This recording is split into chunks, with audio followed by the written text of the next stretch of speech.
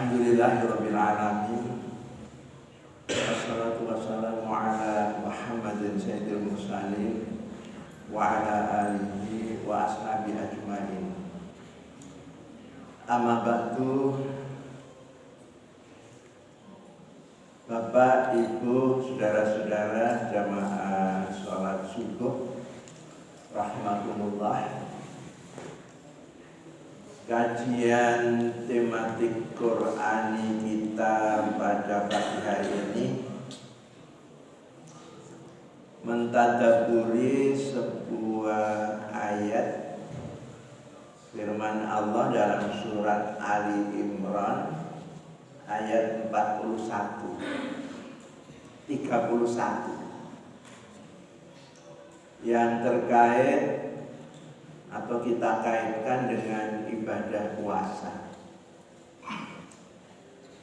Di dalam Ali Imran 31 Allah menyatakan, Qul in kuntum tuhibbunallah fattabi'uni yuhibbukumullah wa yaghfir lakum dzunubakum wallahu ghafurur rahim. Indah sekali ayat ini.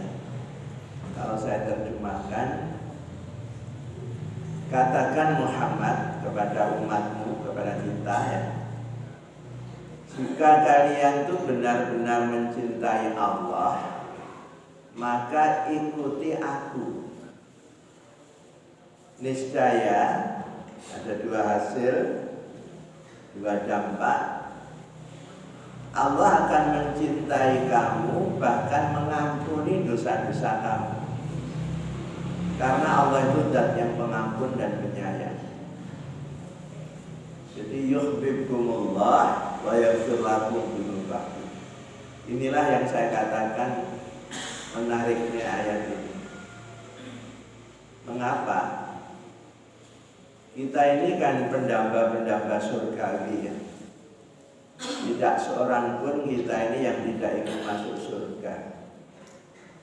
Ternyata kalau kita itu ingin masuk surga, ikuti Nabi. Ikuti Nabi. Fattabi'uni. Dengan mengikuti Nabi, pertama Allah akan mencintai kita. Kedua, mengampuni dosa kita. Logikanya kalau sudah dicintai Allah itu masa tidak akan masuk surga? Apalagi kalau syaratnya masuk surga itu selain iman harus tidak punya dosa, diampuni sudah. Sederhana petunjuk ini. In kuntum tuhibbunallah fattabi'uni. Kalau kamu itu cinta Allah, buktikan, ikuti aku. Ada pertanyaan ini, mengapa kita itu harus mengikuti Nabi? Ya, pertama tadi itu diperintahkan oleh Allah. Bahkan ada ayat atiullah wa atiur rasul. Taati Allah, taati Rasulnya. Jadi ini Allah yang merintahkan, bukan Nabi. Kan Qul in kuntum tuhibbunallah, katakan Muhammad kepada umatmu, kalau benar-benar kamu itu cinta Allah, ikuti aku. Itu Allah yang merintahkan. Alasan kedua, Nabi yang wajib kita ikuti ini disebut-sebut sebagai Habibullah, kekasih Allah. Nabi Musa itu cuma dikenal dengan kalamullah, firman Allah, gara-gara pernah diajak bicara langsung oleh Allah di lembah suci tua itu. Padahal Nabi kita Muhammad SAW itu diajak bicaranya bukan di bumi, langsung di Ars. Waktu Mi'raj itu. Mi'raj itu kan naik dari Sidratul Muntaha, dari Baitul Maqdis Yerusalem konon menembus petala-petala langit 7. Petala itu lapisan. Ada langit nasut untuk manusia, ada langit untuk malakut, malaikat, ada langit untuk Tuhan. Ini ditembus semua. Sampai Sidrah Al-Muntaha. Di situ malaikat Jibril saja tidak bisa naik lagi. Ya muntaha. Sidrah itu kan syajaratul ghaziratul awrat haulal jannah. Pohon rindang di kawasan surgawi.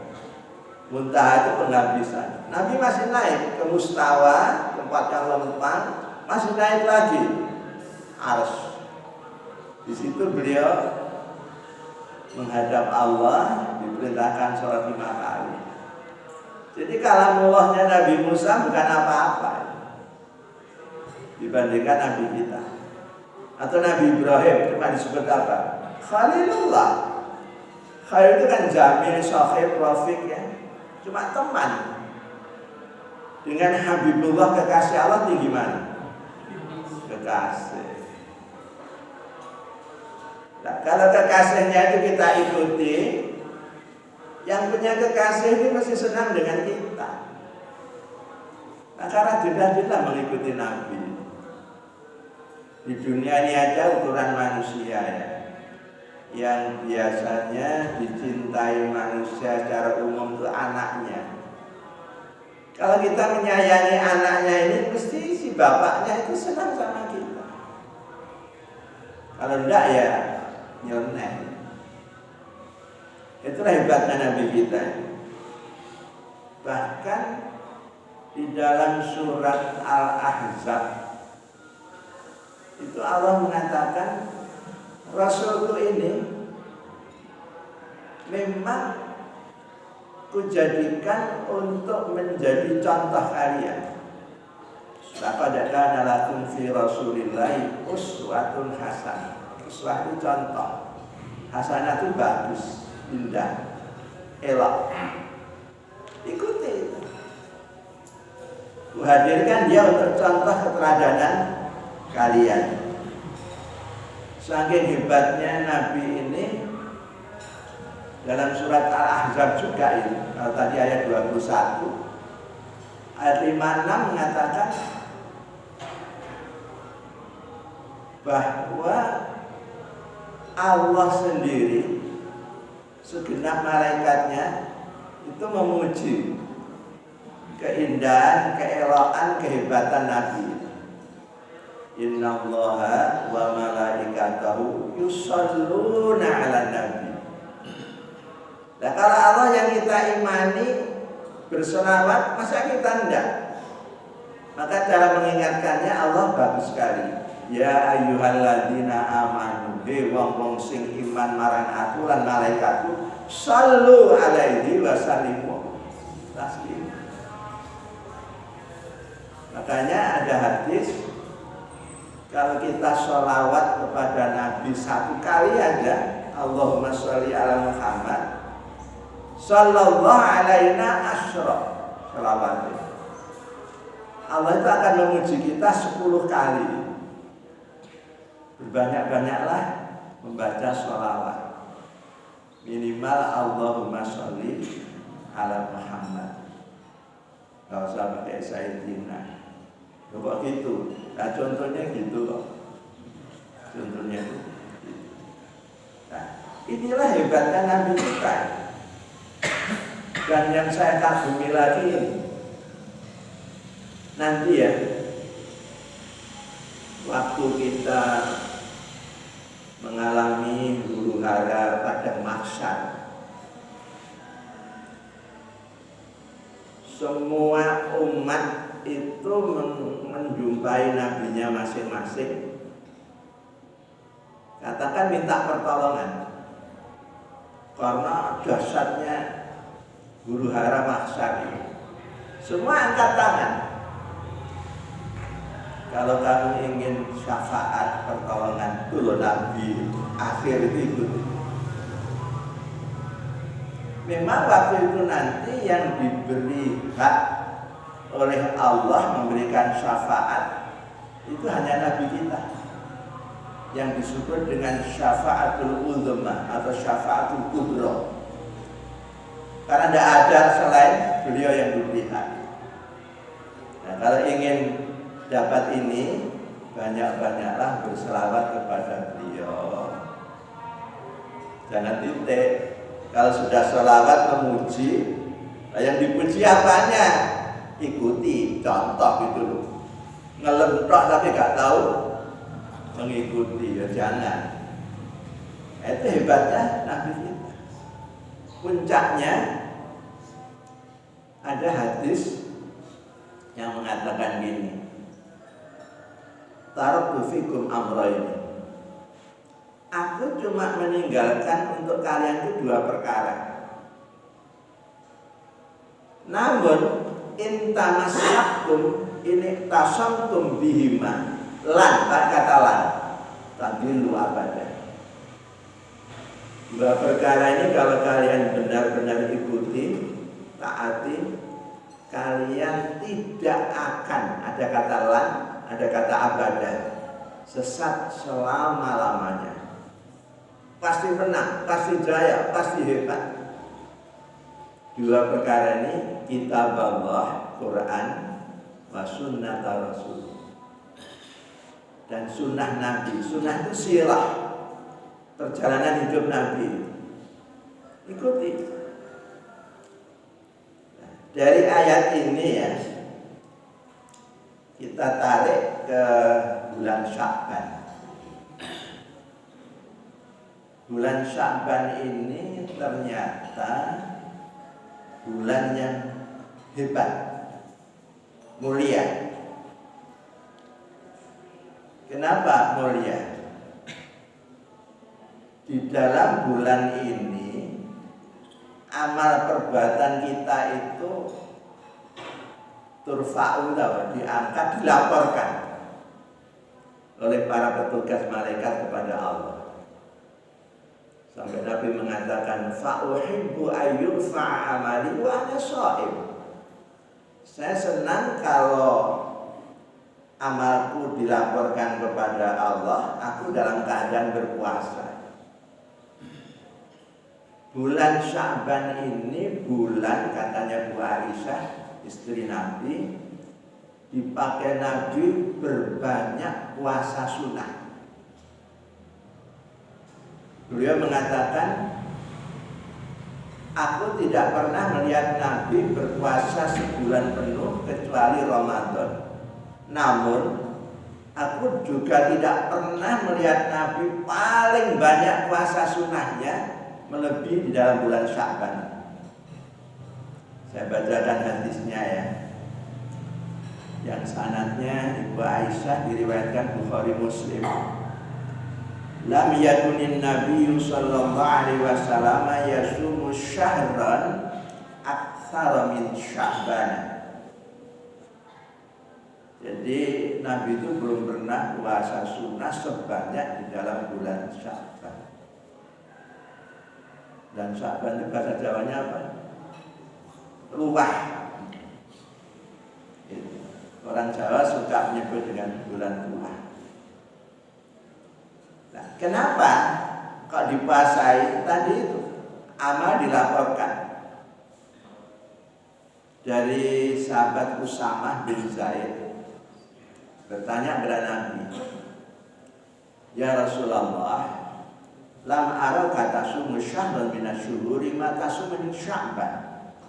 Aku belum pernah lihat Nabi ini puasa sebanyak di dalam bulan Sya'ban. Kenapa Nabi? Ada apa Nabi?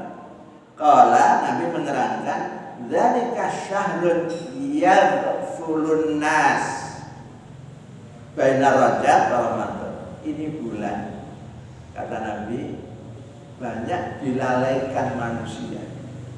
Yang furu dimakna yang sa'idun, dilupakan oleh manusia. Kan betul gitu kan? Kan kita banyak melalaikan ini, dianggap bulan biasa saja. Posisinya antara Rajab dengan Ramadan. Padahal wa huwa syahrun turfa'u fil a'mal ila rabbil alamin. Ini bulan amal kalian itu dilaporkan oleh petugas malaikat kepada Tuhan semesta alam. Maka fa uhibbu ayyurfa amali wa ana shaim. Saya senang, kata Nabi, kalau dalam posisi dilaporkan ini saya berpuasa.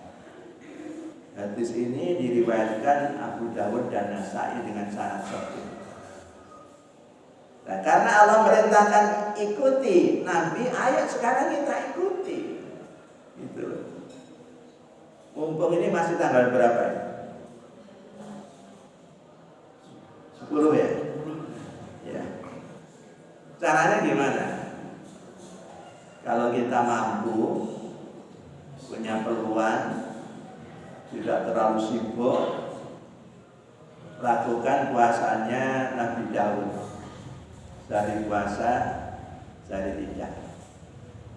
Berat Ustaz, ya turunkan sedikit, Senin Kemis saja. Besok Senin mulai poso. Seminggu 2 kali. Masih berat Ustaz, binyang lagi ya. Ya wis poso putih ada dah. Saumu Yaumul Fitr tanggal 13, 14, 15 Komariah.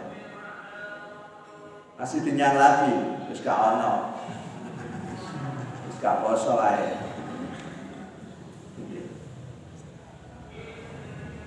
Saya membaca hadis seperti ini ya. Pertama, saya terkesan mengapa Nabi itu kok memilih puasa. Kok ada amalan lain. Ternyata puasa itu memang ibadah yang sangat tinggi nilainya. Sering kita remehkan. Umumnya kita tidak suka dengan puasa Senin Kemis, dianggap biasa. Atau puasa hari putih itu dianggap biasa. Padahal kalau kita baca hadis, luar biasa nilai puasa itu.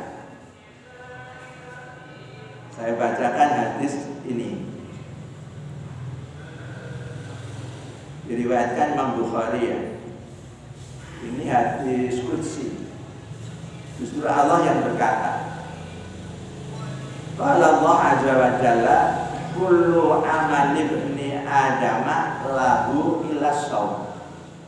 Semua amal perbuatan manusia itu untuknya, kecuali puasa. Kalau dia puasa, puasanya itu semata-mata untukku, kata Allah. Karena untukku, fa innahu li wa ana ajzi bihi.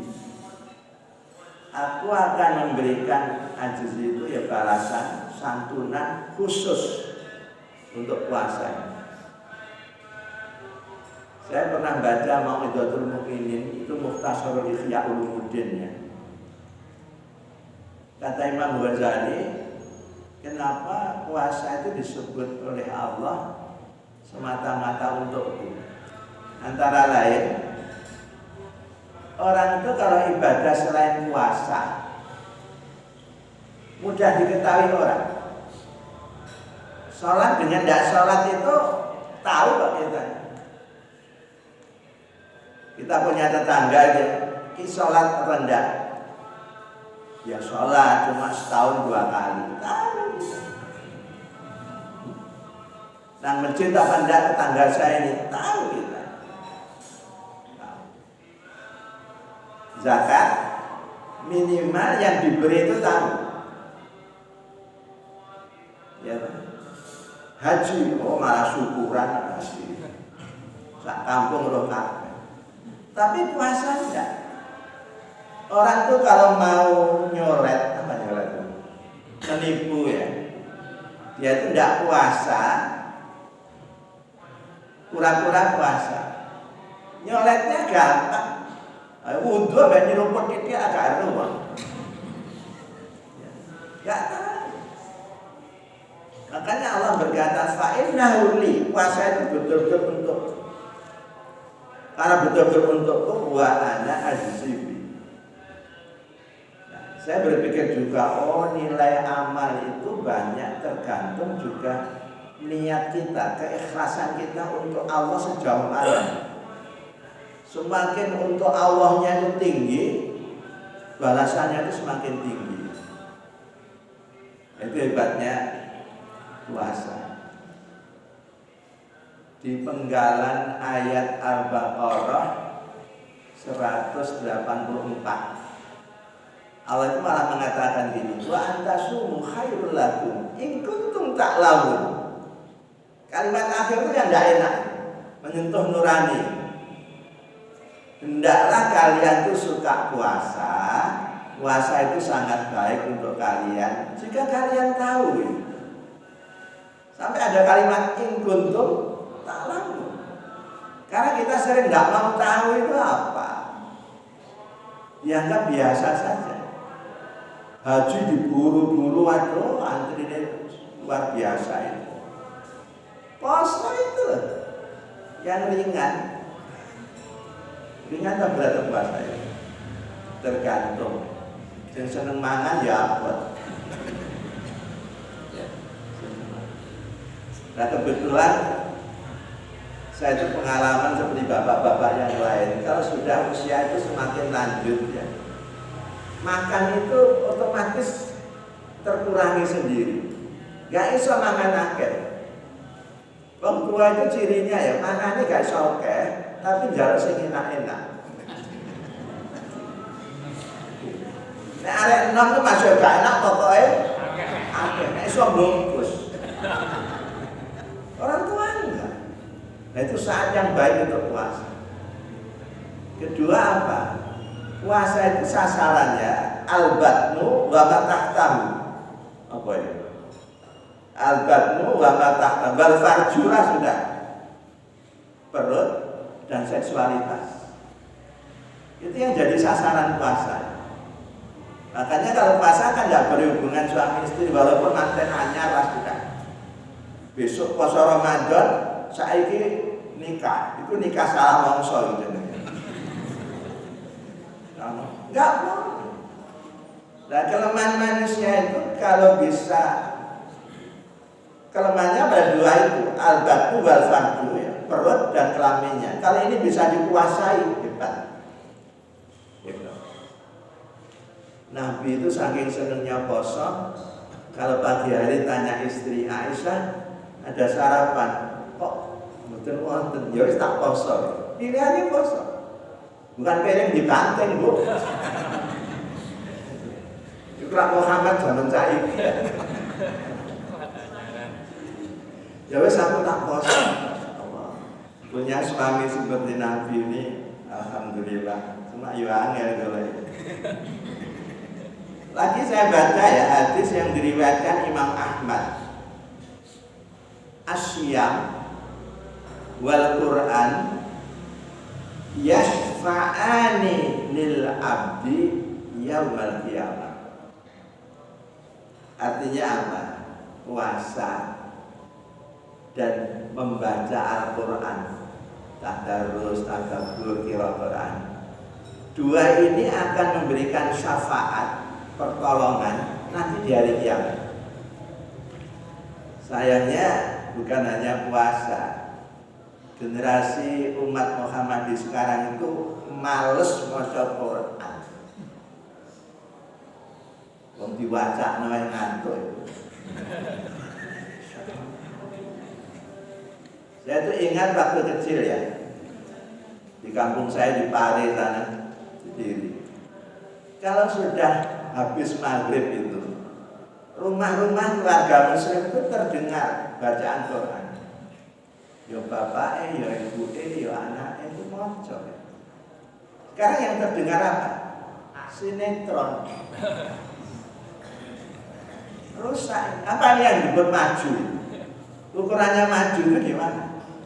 Maju itu yang bisa mendekatkan diri ke akhirat, ke Allah.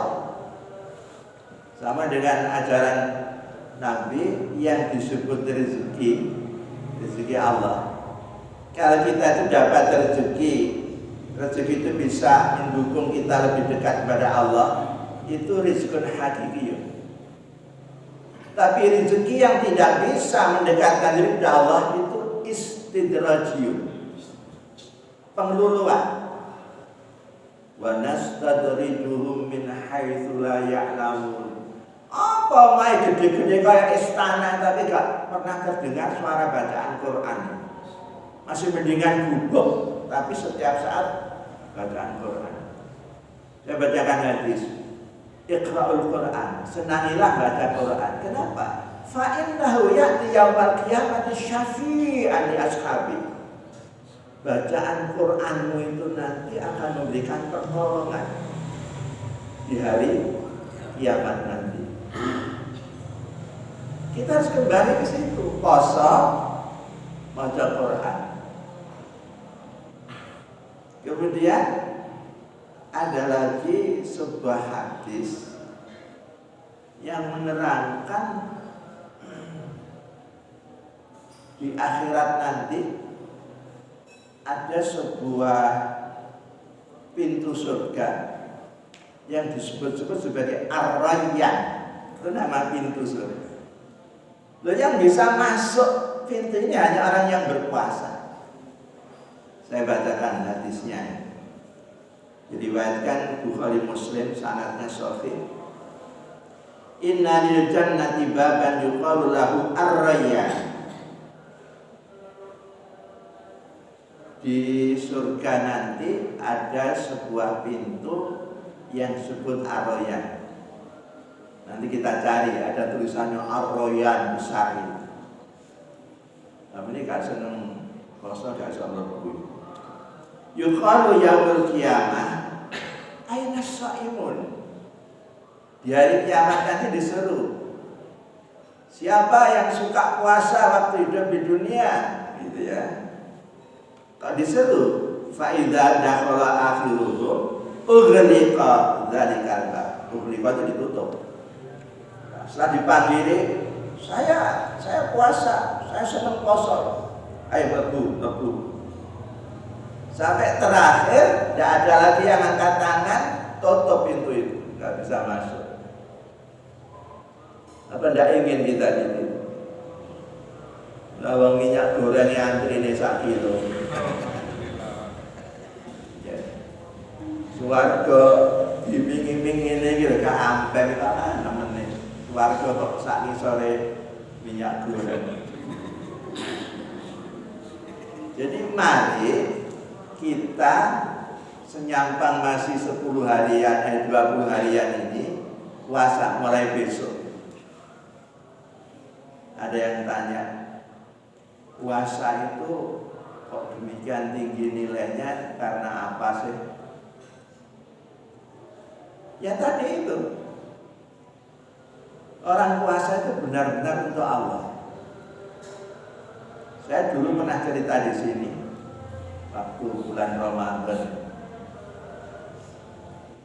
Kalau orang itu puasa, sifat khosyahnya, khosyah itu rasa takutnya kepada Allah itu luar biasa. Sadar Allah itu selalu melihat yang kita lakukan. Akhirnya melahirkan sifat kejujuran. Jujur sidik ini salah satu sifat wajib para nabi. Dan kalau sudah jujur, semuanya itu aman. Wa iyyakumul kadziba fa innal kadziba yahdi ilal fujur wa innal fujura yahdi ilan nar. Jauhilah sejauh-jauhnya ketidakjujuran, kedustaan. Karena orang itu kalau sudah dusta, ini biang kerok melakukan kejahatan. Ada teman dinasihati ya, jangan begitu. Nah, udah nek bojomu ro lak rame. Lho nek roh ya gak oleh, nek gak oleh gak apa-apa coba. Korupsi apa? Nek KPK ro ya gak oleh. Nek gak ro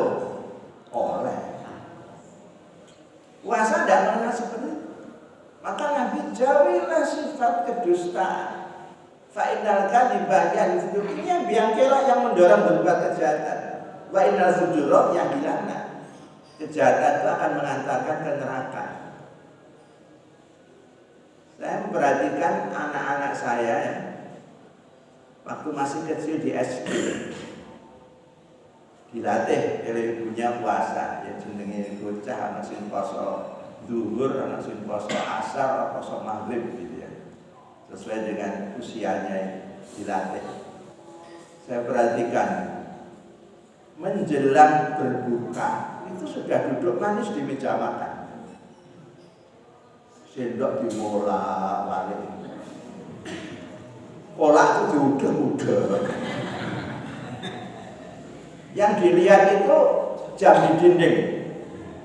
Kakaknya bilang, "Dek, gak salah deh. RRI waktu itu belum ada TV. RRI gak salah. Kenapa mas? Nah kok belum adzan toh?" Jadi RRI dirasani.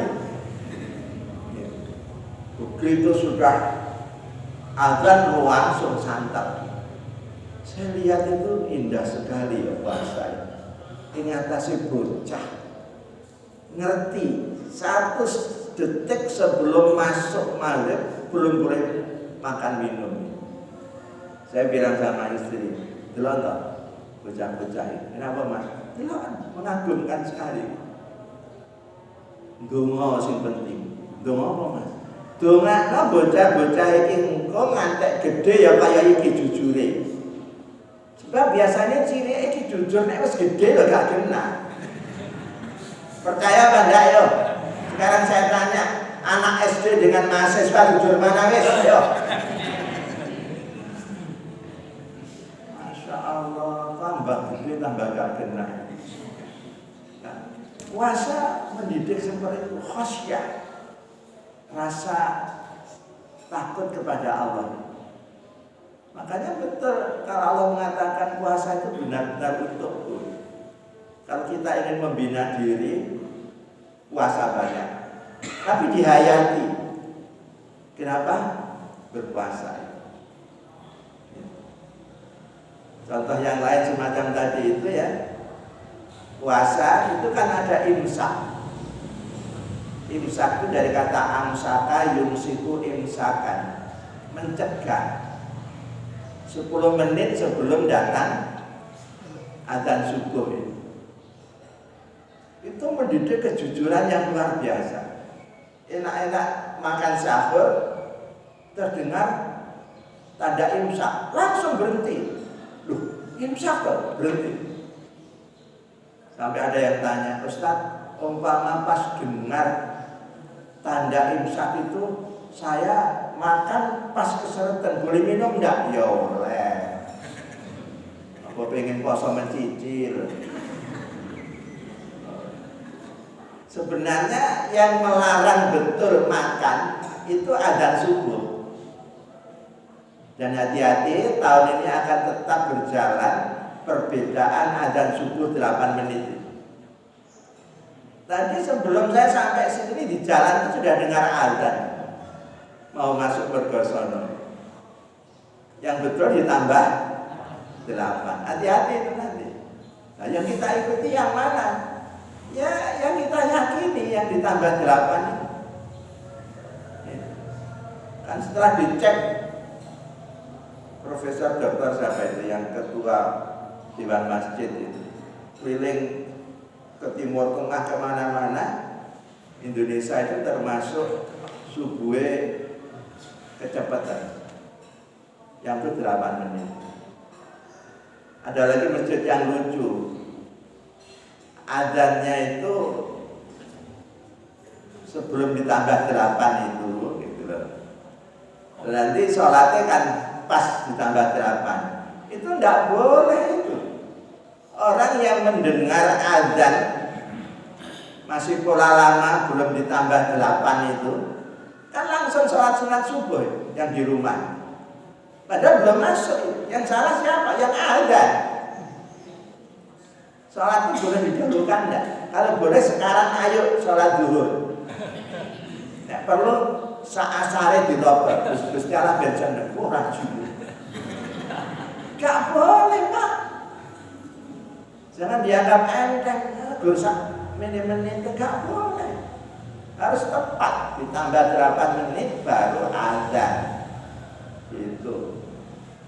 Jadi hati-hati, tahun ini masih berlaku itu perbedaan azan. Pilih yang benar yang ditambah 8. Imsak itu sebenarnya masih boleh makan, tapi kalau tidak ada peraturan imsak, orang bisa kebablasan. 10 menit atau 15 menit sebelum azan itu berhenti dari makan dan minum. Baiklah, jadi puasa itu mendidik, mengendalikan nafsu, dorongan-dorongan dari dalam kita. Saya kalau bicara nafsu itu ingat sebuah makalah Arab yang mengatakan ini. An-nafsu katifli in tuhmilhu syabba ala khubur rada wa in taftimhu yang fadha. Nafsu itu persis seperti bayi. Bayi itu kalau tidak kamu sampai besar akan tetap nyusu ibunya. Tapi kalau kau paksa disamping mesti berhenti, walaupun semula merontak. Gak percaya buktikan, punya anak jangan disamping. Itu bapaknya lah bingung ya.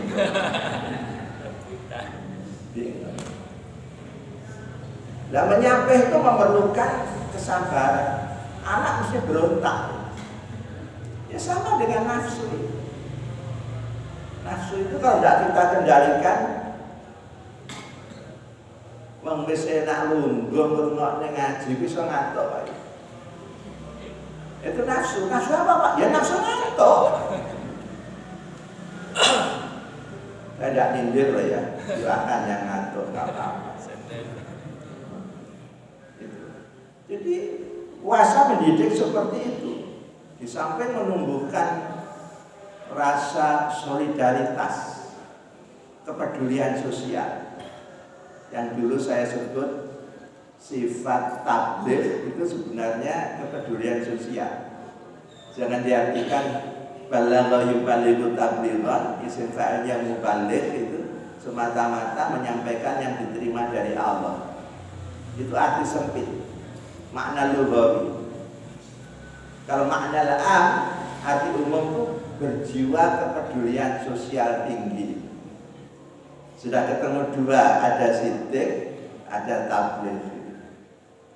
Amanahnya masuk itu, sidik masuk. Fatonahnya tanyakan orang-orang ahli pengaruh puasa kepada kecerdasan. Sangat mendukung. Jadi puasa itu betul kata Allah, khairul lakum in kuntum ta'lamun. Kalau kalian tahu puasa itu hebat. Kan ada hadis yang pendek, sayangnya masih dipertikaikan nilainya. Kesaksiannya sumu tasihhu. Berpuasalah agar kalian menjadi orang yang sehat. Ini hadis rawinya Abu Nu'aim dari Abu Hurairah. Sumu tasihhu. Puasalah agar sehat. Nah, di samping Sya'ban ini kita isi dengan puasa. Sebentar lagi kita masuk bulan Ramadan. Sengaja Allah menyebut bulan itu dengan Ramadan, pembakaran. Yang dibakar apa? Dosa. Nafsu-nafsu yang amarah yang membuat dosa. Dibakar, targetnya apa? Idul Fitri. Selepas Ramadan itu kan Idul Fitri. Id itu aslinya ya Aid. Ada yaudu audan. Au kamakal dipaksakan ijan. Isim fa'ilnya a'id. Fitrah itu ya la dzamba wal isma wal jahr, bersih, tidak punya dosa. Karena targetnya ini, saya terpikat sebuah hadis terkait dengan malam qadar. Di antara yang paling menarik dari bulan Ramadan, puasa Ramadan itu, di dalam Ramadan itu ada malam qadar yang Allah sendiri mengatakan khairun min alfi syahr, lebih mulia dari 1000 bulan. Kalau matematiknya 1000 bulan itu kira-kira ya 82 tahunan. Jadi bisa senilai umur kita. Kita mencapai 80 sudah payah nih. Ya, payah. Ini khairun min alfi syahr. Nah, Bu Aisyah itu tanya sama Nabi. Nabi, andaikan di dalam malam-malam Ramadan itu, saya tahu malam itu malam qadar. Ma aqulu fiha ya Rasulullah. Apa yang harus aku ucapkan, aku katakan di malam itu? Apa jawab Nabi? Kalau Anda betul tahu itu malam qadar, fakuni, perempuannya, ucapkan ke Aisyah, Allahumma innaka afun tuhibbul afwa. Ucapkan, ya Allah, kau zat yang suka mengampuni, tolong ampuni aku. Kesimpulannya apa? Jadi kita berpuasa Ramadan itu diharapkan bisa melebur dosa kita semuanya. Luar biasa. Maka orang bisa menangi Ramadan itu istilah Jawanya ketiban pulung. Apa Pak pulung itu Pak? Iya kan? Ketiban pulung. Bahasa Indonesianya seperti mendapatkan durian runtuh. Durian runtuh. Peluang yang besar. Maka jangan lewatkan, terutama yang sepuh-sepuh Pak, yang usia-usia pantes ya Pak. Ramadan bisa kita jumpai tahun ini itu peluang yang luar biasa, good opportunity, peluang emas. Mulai sekarang kita sudah berdoa dan mungkin puasa sunnah Sya'ban ini sebagai persiapan, warming up, pemanasan. Tapi kalau Nabi masa perlu pemanasan kan enggak, beliau senang puasa. Ya tadi itu amat dilaporkan. Soal kapan nanti kita berpuasanya, ya ikuti yang mana kita yakini. Insya Allah tanggal 2 ya Pak ya. Hari apa itu? Sabtu. Sebab mungkin ada yang, dan tahun ini diprediksi hari rayanya kita ini juga tidak sama. Kalau istilahnya Pak Azim Muzadi, poso ini riyaya niku padha, sing beda tanggane. Oh iya. Itu istilahnya Pak Azim Muzadi. Gak ono jenenge riyaya beda, sing beda tanggane. Padha salate, sing diwaca ya padha sapi dhisik biasane. Takbire ya padha 7 dan 5. Apa bedanya? Kita itu suka menyebut-nyebut itu NU itu Muhammadiyah itu karena gak ngerti. Istilah Nabi itu namanya ruwaibidah. Wong bodoh suka bicara yang bukan bidangnya. Lalu Imam Syafi'i itu dengan Imam Hanafi itu beda. Syafi'i itu pakai kunut subuh, Hanafi enggak. Masa kita sebut, oh Hanafi itu Muhammadiyah, Syafi'i NU, itu orang gendeng kan? Ya, makanya ngaji, kalau sudah ngaji itu nanti kita itu wawasan itu luas. Oh kok begitu, oh gini gitu. Jadi yang penting mari puasa Ramadan yang segera datang itu kata siapkan persiapan yang betul-betul. Belum tentu tahun berikutnya kita bisa ketemu lagi. Tahun ini aja belum tentu. Siapa yakin semua yang hadir ini sampai awal Ramadan nanti masih hidup? Gak wani lah. Masa takmir ya gak wani mas. Gak wani. Itu hanya Allah yang tahu. Ya. Jadi jangan lakukan Ramadan kali ini seperti yang sudah-sudah. Jenenge Ramadan gak mau tadarus, lah lucu aja. Kok Ustaz bisa berani begitu mengatakan gitu? Saya tanya, puasa Ramadan untuk apa? Menggapai takwa. La'allakum tattaqun. Iya toh? Sekarang baca awal Quran surat Al-Baqarah itu ayat 3 seterusnya. Orang takwa itu di mana? Yu'minuna bil ghaibi yuqimuna shalah sampai nanti kepada walladzina yu'minuna bima unzila ilaik. Pengertiannya apa? Beriman dengan Quran yang diturunkan kepada kamu. Tadarus. Masa iman gak diwaca? Kalau yu'minu bil ghaibi itu jujur. Percaya adanya Allah, adanya neraka, surga, gaib semua. Jujur orangnya. Kemudian ada mimma razaqnahum, ada infak sedekah. Orang Ramadan enggak tahu sedekah. Ya apa sih? Terus gak sedekah, mulai ke masjid itu ganti sandal. Ya Allah.